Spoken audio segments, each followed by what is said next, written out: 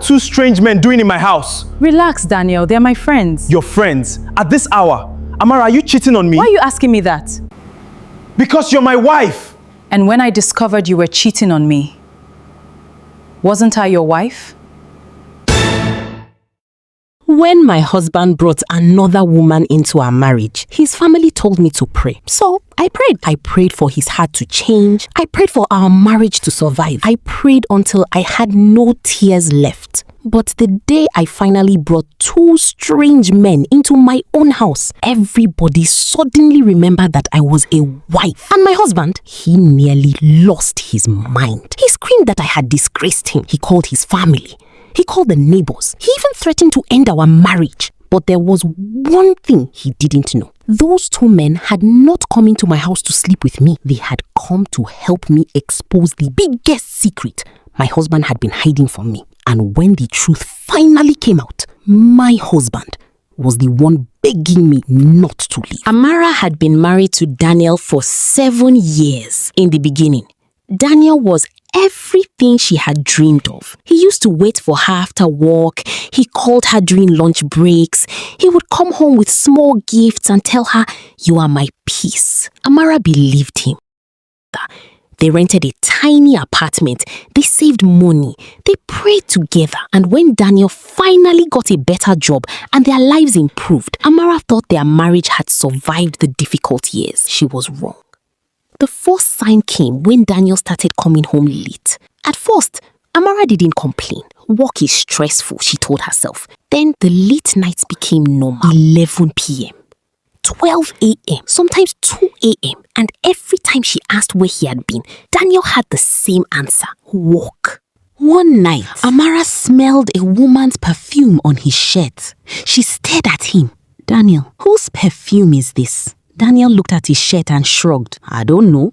"You don't know? Maybe somebody at work hugged me." Amara's heart sank. She didn't shout. She simply asked, "Are you seeing someone?" Daniel laughed. "Are you becoming jealous now?" That answer hurt more than a confession. Daniel laughed. "Are you becoming jealous now?" That answer hurt more than a confession. A few weeks later, Amara discovered messages on Daniel's phone. There was another woman. Her name was Vanessa. The messages were intimate enough that Amara couldn't pretend anymore. She confronted him. Daniel didn't apologize. Instead, he said something that broke her heart. "You are making this bigger than it is." "Bigger than it is?" "Yes. Every marriage has problems." "Daniel, you are cheating on me." He stared at her. Then he said, "Maybe if you paid more attention to me, I wouldn't look elsewhere." Amara stood there speechless. She had spent 7 years cooking for him, supporting him, praying for him, building their home with him. And now he was blaming her for his betrayal? Still, she didn't give up. She went to Daniel's mother. She explained everything. His mother listened quietly. Then she sighed. "My daughter, don't fight your husband." "But Mama, he's cheating." "Pray." "I'm praying." "Pray harder." Daniel's older sister also joined the conversation. "You know men. If you fight him, he will leave completely." Amara looked at her. "So what should I do?"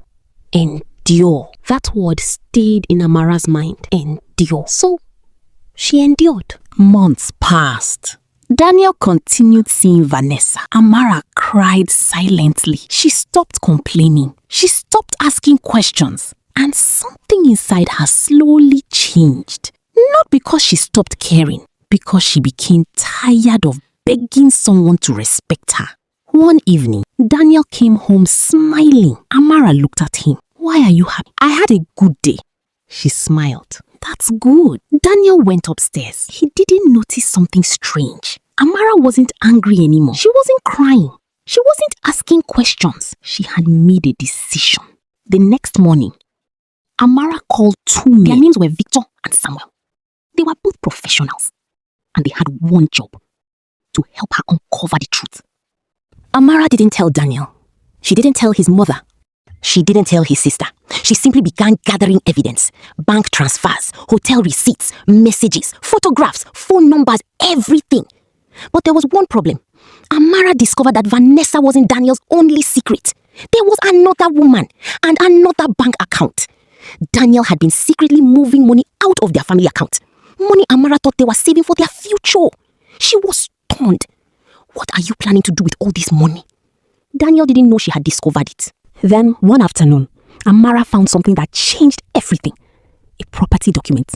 Daniel had purchased a small apartment, but the apartment wasn't registered in his name. It was registered under Vanessa's name.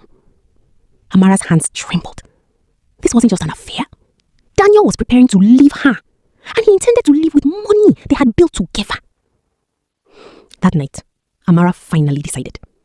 She would stop begging. She would stop crying. And she would make Daniel feel what it was like to lose control. 3 days later, something strange happened. Daniel came home from work. As he entered the living room, he froze. 2 men were sitting comfortably on the sofa. Victor and Samuel. Amara was standing nearby. Daniel stared at them. Then he looked at Amara. Who are these men?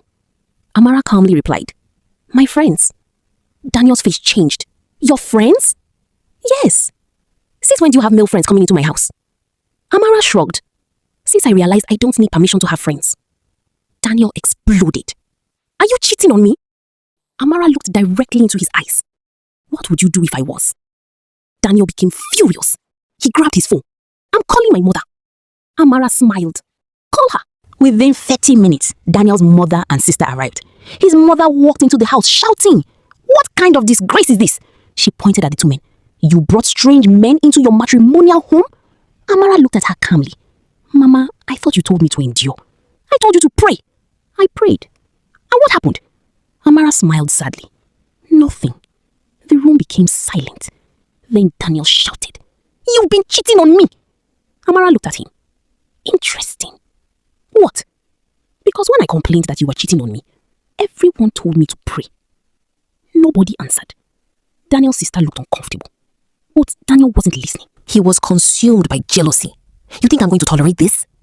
Amara said quietly. Why not? Because you are my wife. She nodded. And you're my husband. So behave like my wife. Amara stared at him. Then she asked, Did you behave like my husband when you were with Vanessa? Silence. Daniel's mother looked at him. What is she talking about? Daniel's expression changed. Amara noticed. She knew she had him. Then Victor stood up. Daniel, we need to talk. Daniel frowned. Who are you? Victor placed a folder on the table. I'm an investigator. Daniel's face went pale. Samuel placed another folder beside it. And I'm the accountant who reviewed the financial records. Daniel stared at both men. Amara finally revealed the truth. They are not my lovers. They were hired by me. Daniel's mouth opened. What? I hired them because I needed answers. She opened the first folder. Inside were photographs. Daniel meeting Vanessa. Hotel receipts. Bank transfers. Messages. Property documents. Everything. Daniel's mother picked up the photographs. Her hands began shaking. Daniel. He couldn't speak. Amara continued. You told me to stop accusing you. She placed another document on the table. You told me I was imagining things. Another document. You told me to pray. Another.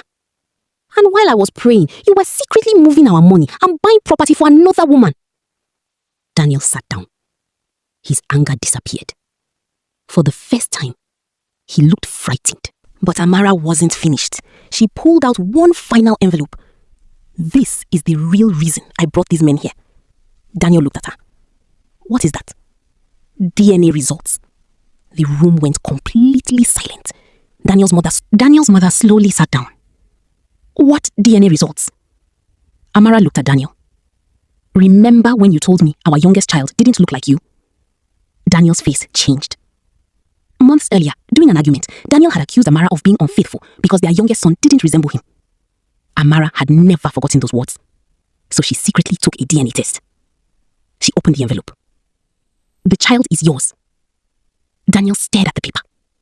His hands began trembling. Amara continued.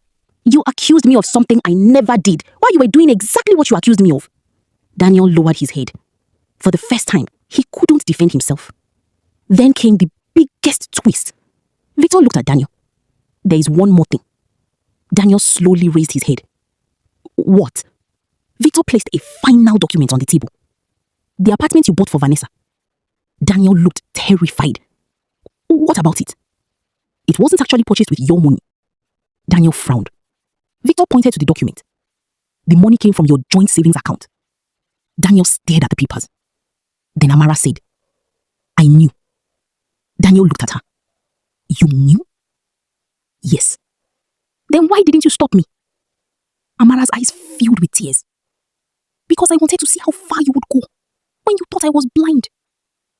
Amara continued. Daniel finally broke down. Amara, I'm sorry. She shook her head. You are not sorry because you hurt me. He looked at her. You are sorry because you got caught. Daniel began crying. How change? Amara looked at him for a long moment. Do you know what the saddest part is? Daniel said nothing. I spent months praying for God to change you. She wiped her tears. But maybe the answer wasn't to change you. She pointed toward the door. Maybe the answer was to give me the courage to stop accepting what you are doing. Daniel's mother began crying. His sister lowered her head. Nobody told Amara to pray anymore. Nobody told her to endure, because everyone in that room finally understood something.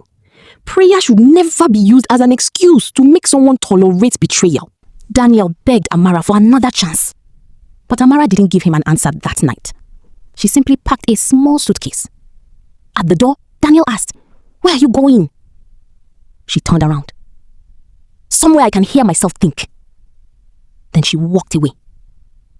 Victor and Samuel followed her. Daniel remained standing in the living room. For 7 years, he had believed Amara would always be there. He had mistaken her patience for weakness. He had mistaken her forgiveness for permission. And now, for the first time, he understood the price of taking someone's love for granted. But what Daniel didn't know was that Amara had one final surprise waiting for him. Because the next morning, Vanessa called him. And she said 6 words that completely destroyed him. Daniel, I'm pregnant with your child. Daniel, I'm pregnant with your child. Daniel dropped his phone. And suddenly, the marriage he had spent years destroying was the least of his problems. The end.